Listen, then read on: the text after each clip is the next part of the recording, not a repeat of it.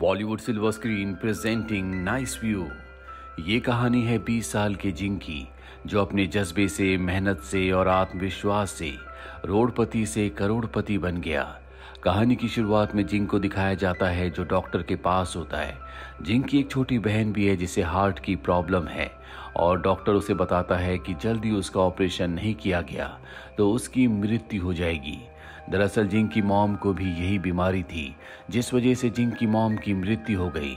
उसके पिता उसे छोड़कर चले गए और अब वही अपनी छोटी बहन का गार्डियन है। जिंग की एक छोटी सी मोबाइल रिपेयर की शॉप है और यहीं से उसकी गुजर बसर होती है। एक दिन जिंग का दोस्त जो कि वेयरहाउस में काम करता है, जिंग को अपने वेयरहाउस में बुलाता है, जहां वो एक कपड़े को हटाकर उसे बॉक्सेस का एक पहाड़ दिखाता है। वो बताता है कि इनके अंदर सेकंड हैंड मोबाइल्स हैं। जो इस कंपनी का, इस वेयरहाउस का ओनर था, उसे जेल हो गई है, इसीलिए अब इस पर किसी का अधिकार नहीं है। अगर तुम चाहते हो कि मैं तुम्हें ये सारे के सारे मोबाइल्स दे दूं तो इसके बदले तुम्हें मुझे 1 लाख रुपए देने होंगे। जिंग के पास 1 लाख रुपए नहीं है, लेकिन वो ये भी चाहता है कि वो इन सभी मोबाइल्स को खरीद ले जिनमें माइनर सी प्रॉब्लम है, ताकि इन सभी को रिपेयर करके वो अच्छे खासे पैसे कमा सके और अपनी छोटी बहन का ऑपरेशन करवा सके। अब वो सारे मोबाइल्स तो नहीं, लेकिन 1-2 मोबाइल लेकर घर वापस आ जाता है। वो एक मोबाइल को रात भर ठीक करता और फाइनली उसे ठीक करने में कामयाब हो जाता है। अगली सुबह वो बैंक जाता और लोन के लिए अप्लाई करता है। इसके बाद वो एक मॉल में जाता है जहां पर एक शॉप है जो सेकंड हैंड मोबाइल्स को सेल करते हैं। यहाँ पर जिंग उस शॉप ओनर को अपना मोबाइल दिखाता है जो कि बहुत ही अच्छी कंडीशन में होता है, उसमें कोई भी प्रॉब्लम नहीं होती। जिंग शॉप ओनर को बताता है कि मेरे पास वेयरहाउस में इस तरह के बहुत सारे मोबाइल्स हैं जिन सबको मैं रिपेयर करके तुम्हें दूंगा। हम दोनों अच्छा खासा पैसा कमा सकते हैं। इन दोनों के बीच में डील फाइनल हो जाती है। जिंग अपने प्रॉफिट को कैलकुलेट करता है, जिससे उसे पता चलता है कि अगर उसने सभी मोबाइल्स को सेल आउट कर दिया तो उसे बहुत प्रॉफिट होगा, जिससे न सिर्फ वो अपनी छोटी बहन के ऑपरेशन को करवा सकता है, बल्कि उसकी फाइनेंशियल कंडीशन भी पूरी तरह से सुधर जाएगी। जिंग को बैंक से भी लोन मिल जाता है जो उसकी शॉप के अगेंस्ट उसे मिला होता है। अब उसने सभी मोबाइल्स खरीद लिए हैं। 2 हफ्ते बाद जबकि वो कुछ मोबाइल्स बेच चुका है, एक दिन उसे पता चलता है कि गवर्नमेंट ने अब नया रूल निकाला है कि कोई भी सेकंड हैंड मोबाइल को नहीं बेचेगा। वो मॉल में शॉप ओनर के पास जाता है। शॉप ओनर उसके मोबाइल्स लेने से मना कर देता है क्योंकि ये गवर्नमेंट का रूल है। और अब जिंग पूरी तरह से फंस चुका है क्योंकि उसके पास जितने भी फोन्स हैं, ना वो उन्हें किसी को बेच सकता है, ना ही कोई खरीदेगा, क्योंकि ये सब अब इलीगल हो चुका है। अब जिंग उसी कंपनी में जाता है जिस कंपनी की फोन्स उसके पास हैं। वो कंपनी के मैनेजर से मिलता और कहता है कि मुझे पता है कि सेकंड हैंड फोन्स बेचना खरीदना इलीगल हो चुका है, लेकिन मेरे पास तुम्हारी कंपनी के हजारों फोन्स हैं जिनके पार्ट्स हम निकाल कर दूसरी कंट्री में सेल आउट कर सकते हैं, जिससे हमें बहुत फायदा होगा। मैनेजर कहता है कि ऐसा पॉसिबल नहीं है, क्योंकि जब तुम पार्ट्स को लेकर आओगे तो QC में यानी कि क्वालिटी चेक में फेल हो जाएंगे। जिंग कहता है कि मुझे अपने आप पर विश्वास है, मैं जानता हूं कि मैं पार्ट्स को बहुत ही सावधानी से निकाल सकता हूं और क्वालिटी चेक में वो पास हो जाएंगे। मैनेजर कहता है कि ठीक है, अगर क्वालिटी चेक में पास हो गए तो हम देखेंगे। अब जिंग अपनी शॉप में आता है और वहां पर बहुत ही सावधानी से वो मोबाइल के एक एक पार्ट को निकालता है, जिसके बाद वो क्वालिटी चेक के लिए पार्ट्स को ले जाता है और जब उसे सर्टिफिकेट दिया जाता है तो उसमें साफ साफ लिखा होता है कि पार्ट्स में कोई भी प्रॉब्लम नहीं है। जिंग अब बहुत खुश हो चुका है, इसीलिए मैनेजर के पास एक बार फिर से जाता है और कहता है कि मैंने जो भी पार्ट्स निकाले थे वो क्वालिटी चेक में पास हो गए। लेकिन अब मैनेजर अपनी बात से मुकर जाता है। वो कहता है कि मैंने सिर्फ तुम्हें क्वालिटी चेक करवाने के लिए कहा था, मैंने ये नहीं कहा था कि हम तुम्हारे पार्ट्स को बेचेंगे। ये सुनने के बाद जिंग हाओ का दिल टूट जाता है, क्योंकि उसने बहुत मेहनत की थी और वैसे भी उसका सब कुछ दांव पर लगा हुआ है, क्योंकि उसे बैंक का लोन चुकाना है जो कि उसने अपनी दुकान को गिरवी रखकर बैंक से लिया है। अब जिंग इसी कंपनी के ओनर के पास जाता है। वो उनसे बात करना चाहता है, लेकिन उन्हें ट्रेन पकड़नी होती है, इसीलिए उन्हें लेट हो रहा होता है। वो जिंग से बात किए बिना वहां से चले जाते हैं। जिंग हाओ भी उनका पीछा करता और स्टेशन तक पहुंच जाता है और इससे पहले कि ट्रेन निकल जाती, जिंग हाओ भी उस ट्रेन को पकड़कर उनके सामने बैठ जाता है। वो कहता है कि मैं आपका टाइम वेस्ट नहीं करूंगा, मुझे सिर्फ आपके 5 मिनट चाहिए। मैं आपकी कंपनी की मोबाइल जो मेरे पास हजारों की मात्रा में है, उनके पार्ट्स निकालूंगा जिन्हें हम इंटरनेशनल मार्केट में बेच सकते हैं। मैं पहले ही आपकी कंपनी के मोबाइल के पार्ट्स निकालकर उनका क्वालिटी चेक करवा चुका हूँ। ओनर कहता है कि ये बहुत मुश्किल है, वैसे भी इस काम में मैं तुम्हारी मदद नहीं करूंगा, ना ही तुम्हें फाइनेंशियली और ना ही वर्कर के थ्रू मदद करूंगा। जो तुम्हें करना होगा खुद करना होगा। जब भी तुम्हारा काम पूरा हो जाए मेरे मैनेजर को कॉल करना। वो उसे काट देता और वहाँ से चला जाता है। और अब जिंग किसी भी कीमत पर उन सभी मोबाइल्स के पार्ट्स को निकाल कर कंपनी को दिखाना चाहता है, जिसके लिए उसे टीम चाहिए। उसे एक जगह चाहिए जहां पर वो सभी मोबाइल्स को रख सके, जहां पर उसके लिए लोग काम कर सके। लेकिन सबसे बड़ी प्रॉब्लम ये होती है कि उसके पास बिल्कुल पैसे नहीं बचे। साथ ही अब जो उसकी दुकान थी जिसके अगेंस्ट उसने बैंक से लोन लिया था, वो भी उससे छिन जाती है क्योंकि वो लोन चुका नहीं पाया। जिंग के पास बिल्कुल पैसे नहीं है, इसीलिए उसे अपने स्कूटर को भी बेचना पड़ता है। उसे पैसों की जरूरत है, इसीलिए वो अपने दोस्त के पास जाता है जो एक फैक्ट्री में काम करता है।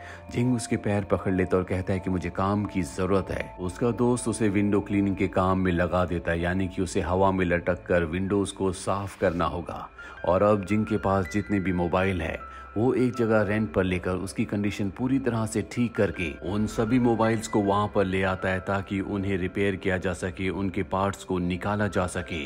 लेकिन काम करने के लिए उसे हेल्पर्स की, वर्कर्स की ज़रूरत है, क्योंकि अकेले वो इतने सारे काम नहीं कर सकता। सैलरी देने के लिए उसके पास पैसे नहीं है, इसीलिए वो तय करता है कि वो ऐसे लोगों को ढूंढेगा जिनके पास काम नहीं है, जिनके पास पैसे नहीं है और जो इसी इंडस्ट्री में पहले काम कर चुके हैं। इसीलिए एक लेडी से मिलता है जो पहले एक इलेक्ट्रॉनिक्स की कंपनी में काम किया करती थी, लेकिन कंपनी में एक्सीडेंट की वजह से उसके सुनने की शक्ति चली गई, जिसके बाद उसे कंपनी से निकाल दिया गया और अब वो छोटे मोटे काम करती है। जिंग पूरी सच्चाई से उसे अपना पूरा प्लान बताता और कहता है कि हम मिलकर काम कर सकते हैं, आगे बढ़ सकते हैं। वो लेडी उसका साथ देने के लिए तैयार हो जाती है। इसके बाद वो एक दूसरे आदमी के पास जाता है जो पहले कंपनी का मैनेजर हुआ करता था, लेकिन वो एक अच्छा फाइटर था और एक दिन फाइटिंग के दौरान दूसरे फाइटर की मौत हो गई, जिस वजह से उसे जेल हो गई, उसकी नौकरी छूट गई। अब वो जेल से तो बाहर आ चुका है लेकिन उसके पास काम नहीं है। जिंग उसे भी अपनी टीम में शामिल कर लेता है। इसके बाद वो एक गेमर के पास जाता है जो शादी करना चाहता है, लेकिन शादी करने के लिए उसके पास पैसे नहीं है। जिंग कहता है कि तुम हमारे साथ काम कर सकते हो।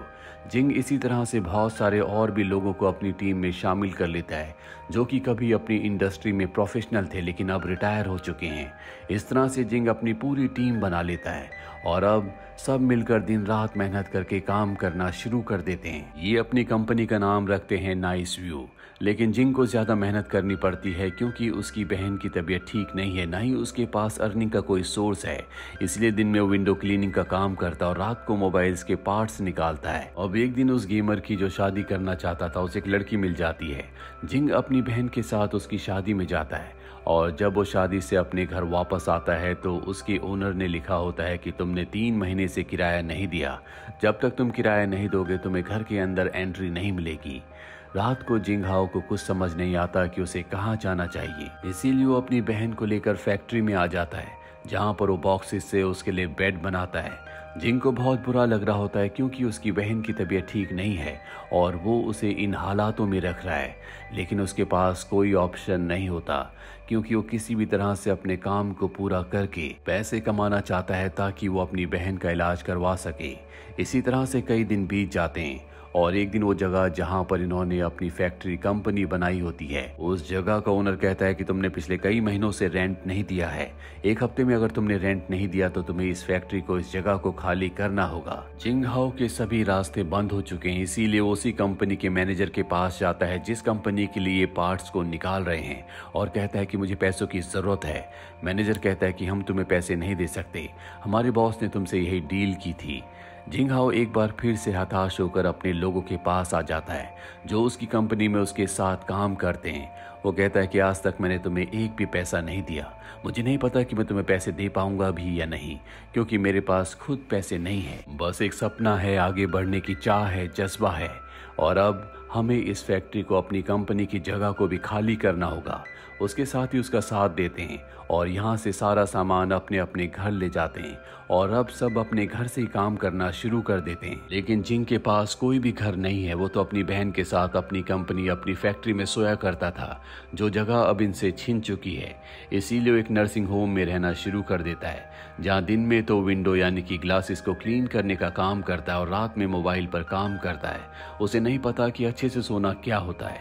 2 हफ्ते और बीत जाते हैं और इनके पास लगभग जितने भी मोबाइल थे उन सभी के अच्छे अच्छे जो स्पेयर पार्ट्स होते हैं वो निकाल लेते हैं और अब उन सभी पार्ट्स को एसएनई कंपनी में क्वालिटी चेक के लिए भेज दिया जाता है।